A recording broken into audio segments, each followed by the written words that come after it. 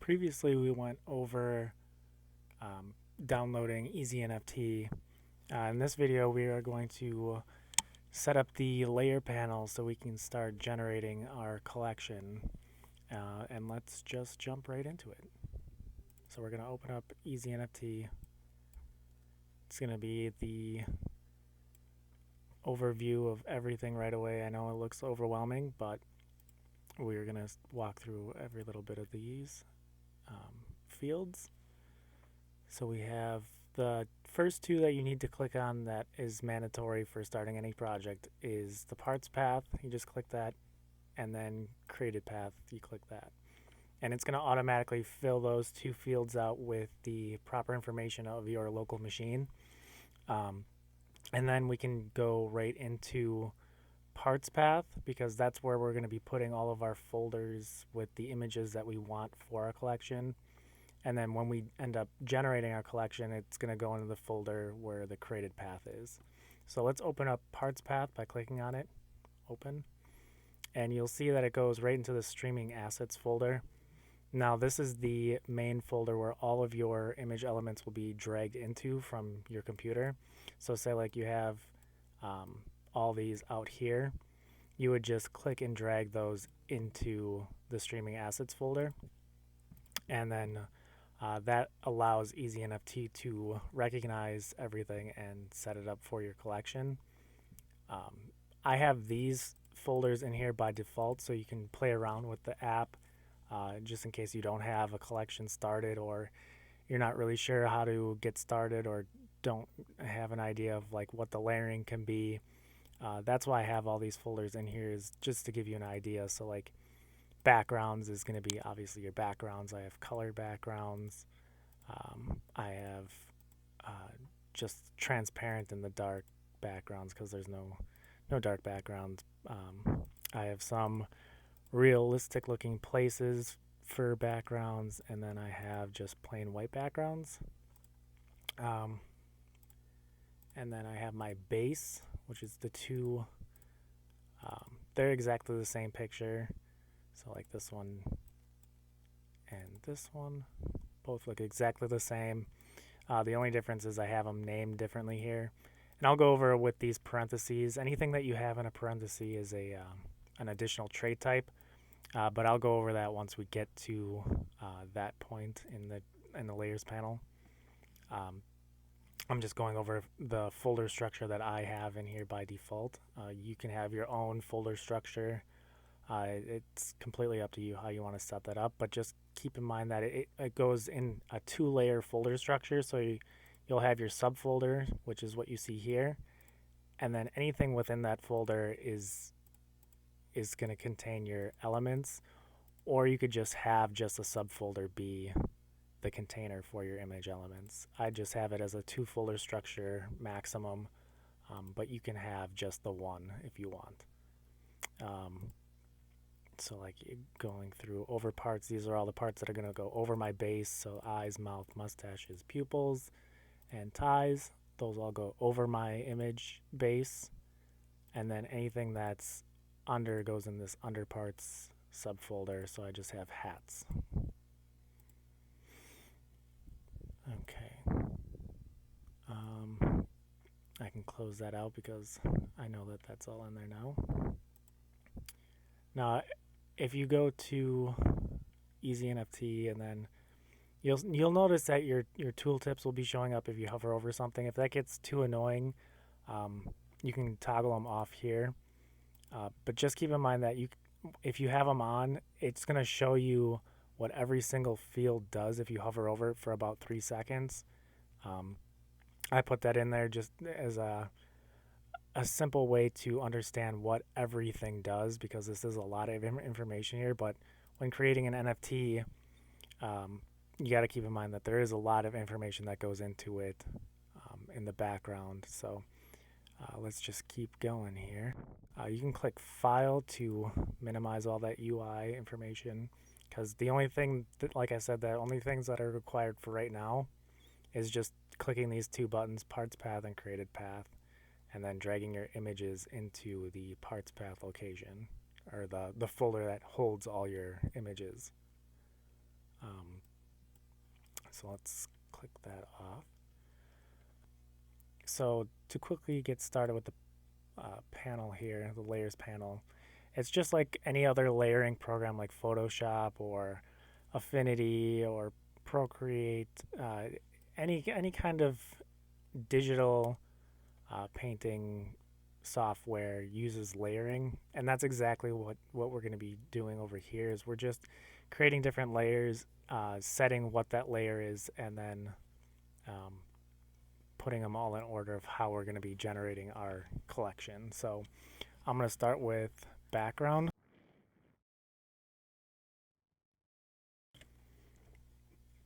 And I'm going to put this on the -1 layer, just because I like to have it underneath my base. And I like putting my base on 1, so that leaves 0 as like an in-between, just in case I have something that needs to go in between the base and the background. But you can obviously set this to, like, if you want this to be like -20, so it's way below and you have a lot of extra room, you can do that too. It doesn't really matter of what number you have, as long as your background is going to be obviously your lowest number, and then whatever lays over everything else, you just keep moving up in numbers. And if you click these arrows here, it shows those folders that I was showing you in that streaming assets folder. So these are all the subfolders, and then this drop down are all the parts folders that are within the subfolders. So with my backgrounds, I'm going to use the color backgrounds, and then once you have those two checked, you can click this star, and that preloads your images in the background of the app. And you can see what those images are by clicking this box right here, and I'll show you what those images are within that parts folder. And that's the gist of setting up your layers. You just keep doing that with each of your other layers that you want to make for this collection. You just keep going, and that's the base, the very basic intro to setting up your collection. So to see what a background is, you can click preview random, and it will randomly pick one of these images from that folder. Now you can see that I have these hashtag symbols here, or pound symbols with a number. This is just a rarity that I set for my background. So this is the chance out of the range that I set here. So there's a 75 out of 100 chance that green will be picked. There's a 10 out of 100 chance that pink will be picked. 25 out of 100, 5 out of 100. It depends on however you set this out of range number here. You can even put this higher or lower. That'll end up changing the percentage of how these are picked. If you choose to have rarities, you don't have to do that, but I just set that as an option in here. But yeah, that's the gist of rarities for each image element. If you wanted the whole layer to have a rarity itself, like if you wanted this to either be picked at all or not, you can use this number over here. So the number here is the entire layer chance. So right now it's 100% chance that this layer will even be an option to pick an element from here. Otherwise, you can change this to like a 50% chance. So it's either going to have a 50% that there'll be even a background, or there won't be a background. So keep that in mind. There's all those different rarity options in there. I'll cover position, rotation, and color once I get to it with the other layers. So let's add the base. So I add a layer, click the name, I'll just call this base. I'll put this on 1. Base body, and since base body is just a subfolder with no parts folders in it, parts folders will be blank. You won't have any option to pick from, and you can just load that in. If you only had subfolders, see how with backgrounds it also had a parts folder within a subfolder, so it's picking the images from color. This is just picking the images from the base body folder. So I can preview that. Now with the coloring of this, you can see that it's all white. I made this purposely because I can have the color change randomly on each generation by using the color panel here. Just select red, green, blue, and affect all images. So every time a new image shows up, it will randomly pick a different color. Just like so.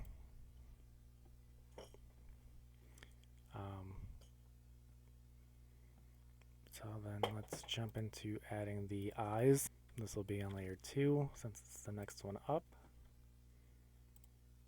Oops. Over parts, eyes, preload. And those are just going to be white, so I'm not going to have it change the color. Add another one. This layer will be called the pupils. This will be on layer 3. Over parts, pupils.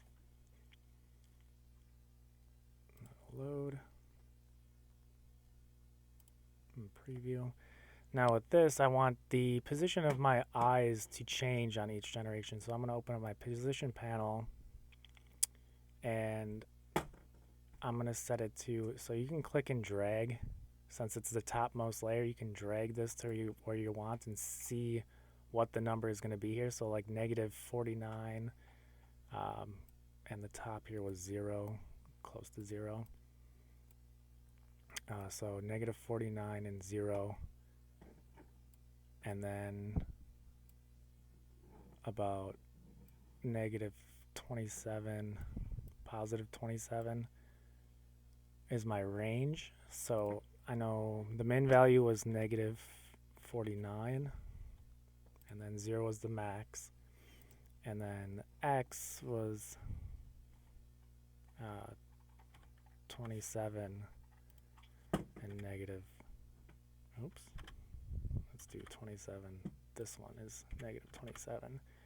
So what this means is like every single time it's generated, it's going to move that layer by a random range specified here. So if I click that, you can see the eyes shift around based on those parameters. And I can have that affect all images.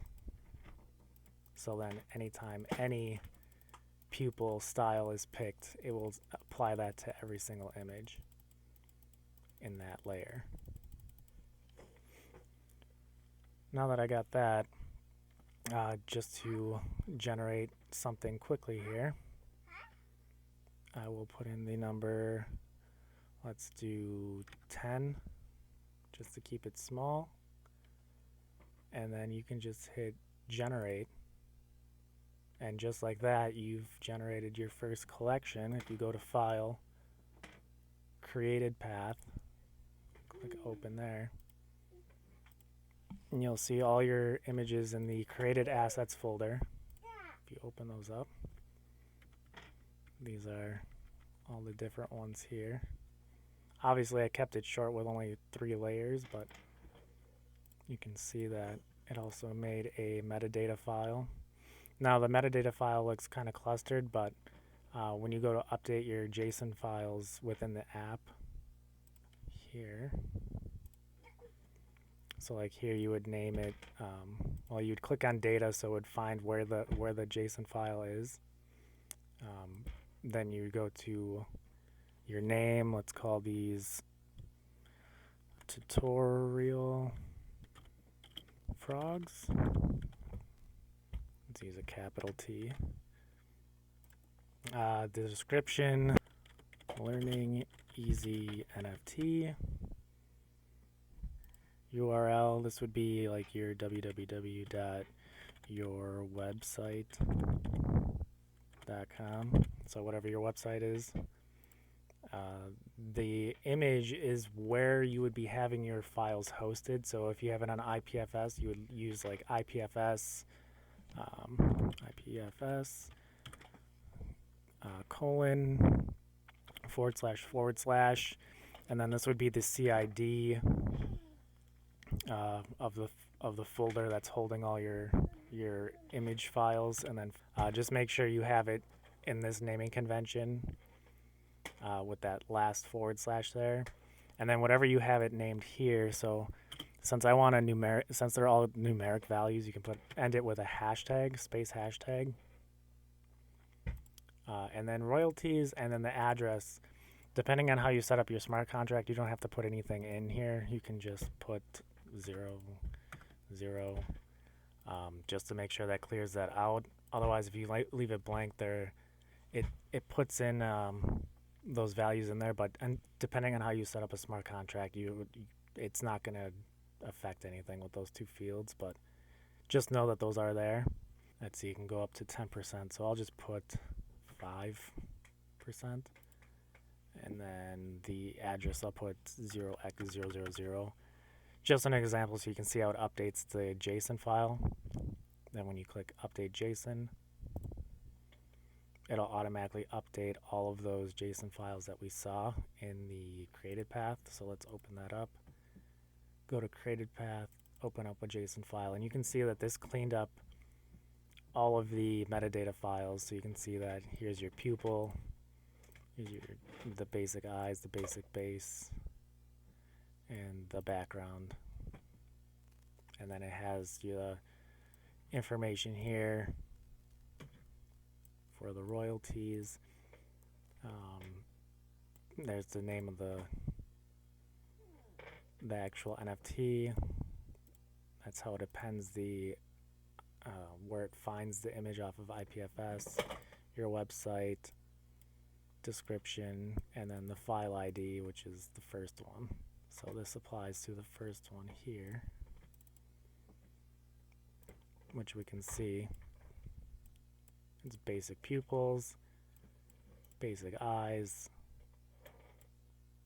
a regular frog body, and the background is green. So that's the very basic rundown of getting a NFT collection created quickly. I'll be covering more details with other videos, but I just wanted to get something out there that's quick and easy to get started. Thanks, and stay tuned for more videos.